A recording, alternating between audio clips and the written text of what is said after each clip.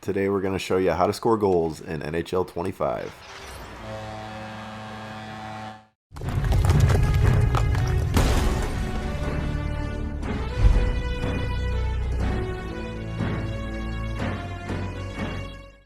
So EA and the Ice Cube Gaming Intelligence System has given us a somewhat new look at how we score goals in NHL this year. I've had the game for about a week already because of the deluxe early access, and I've just been grinding HUT pretty much every day. So this year I've broken my scoring methods down into 3 different strategies, and I've been putting the puck away pretty consistently with all of them. These strategies are going to help you in HUT, EASHL, franchise mode, and pretty much everything in between. There's obviously more than just these 3 ways, but if you're looking for the best chance to score, I suggest you follow these methods. Then I'm pretty sure we're probably going to get a tuner soon, so I'll be sure to update the scoring guide throughout the year as well. But for now, these are my strategies right now at launch. Thanks for watching, and here's strategy number 1.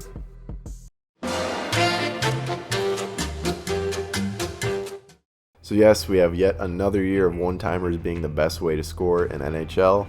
However, this year we've been introduced to skill-based one-timers, and from what I've seen while playing, it's pretty broken right now at launch. It's similar to NBA 2K. If you time your one-timers now, you'll get like a green target to light up under your player, which means you timed your shot correctly. So now when you cycle it in the offensive zone, a gray target's going to appear underneath that player, indicating that they're in prime position for a one-timer. So if you pass it over and time the shot properly, the likeliness of it going in is pretty fucking high right now. I've noticed one-timers from the point are the way to go this year, but you can also hit it from the offensive zone face-off dots and like almost the goal line on that short side. And then the new AI movement opens your players up a lot more in the O zone, especially if you're running the overload strategy. If you plan on using one-timers as your main source for goals, definitely switch your strategy to overload. It'll be underneath the strategies tab in your settings, or you can do it on the fly in the line change menu. So while they're pushing this new skill-based one-timer, you can still score regular one-timers as well, just like previous years, especially if they're on the doorstep. If you pass it over, they're going to shoot it on that short side, even though they're on their strong side. And that leads me to this tip.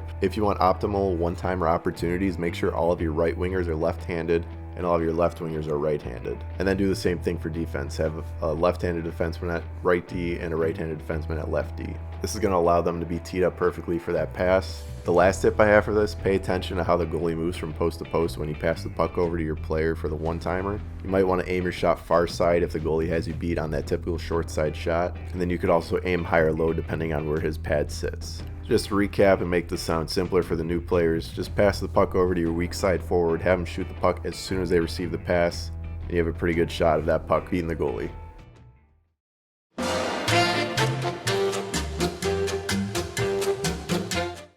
Alright, so strategy number 2, we're going to look at your snipes and your aim shots in the slot and the face-off circles. So the slot's an area right in front of the goalie between the 2 face-off dots, and it also extends into the high slot, which is just above those face-off circles. In order to aim your shot, you just use the left analog stick and point where you want the puck to go when you shoot. So if you aim at about 2 o'clock, the puck's going to go top right. If you aim at 11 o'clock, it'll go top left. It's going to be the same thing if you want to shoot low. If you want to shoot 5-hole, just aim at 6 o'clock. 4 or 5 o'clock is going to go bottom right. 7 or 8 o'clock is going to go bottom left. So this year Snipes have been going in on both sides for me, short side and far side, but most consistently far side low blocker.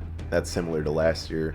We were scoring a lot on that low blocker side, especially with traffic in front of the goalie, and that carries into this year as well. So pucks are going past goalies pretty easily when you have net front presence. I've been using my own players for screens as well as the defenders that just sit right in front of their own goalie. So if they're doing that collapsing protect net strategy, all of their defenders are going to be right in the slot in front of their goalie. So that'll give you a prime opportunity to snipe and bury the puck. The goalie's not going to see it coming. If you want your own players to screen and sit in front of the net, switch your strategy to crash net. Same way, it's going to be in your line change menu or the strategies tab in your settings. This will attract your players to sit in the slot or right in front of the goalie at the top of the crease. If you shoot from the high slot, you might even be able to get a redirect or a rebound from one of your guys at the doorstep. But for me so far, as you can see in these clips, I've been scoring short side through traffic, far side low blocker with my left-handed players, and then far side high glove with my right-handed players. If you're shooting the same way as I am, I guarantee you'll be scoring more and running opponents out of your games.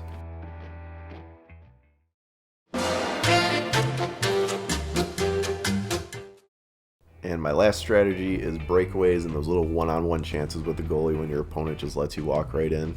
So just like years previous, the best way to cash in on breakaways is to go backhand, backhand, or forehand, backhand with the shot on the short side when the goalie bites over. In order to do this move, All you have to do is move your right analog stick from 3 o'clock to 9 o'clock back and forth, followed by a shot on the short side. I have an in-depth tutorial about this from NHL 21, but it's the exact same move, so if you need extra help, I'll link that video below in the description. And then I've noticed shots on the backhand have been working much better than the forehand this year, unless you come in from an angle and shoot far side. Finishing your move on the glove side is also best in my opinion. It's just been working a lot better for me than going blocker side. The blocker stick save animation has just been preventing me from scoring that way.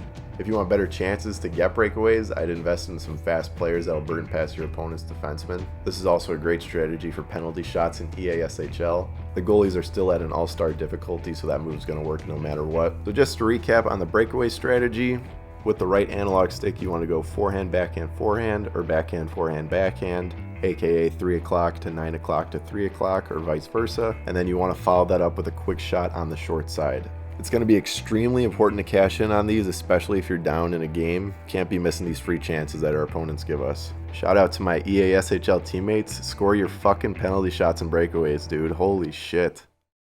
So as of right now at launch, those are the best ways to score so far for me, in my opinion. Like I said earlier, I can pretty much guarantee we'll be getting a tuner soon just because of how well those skill-based one-timers are going in.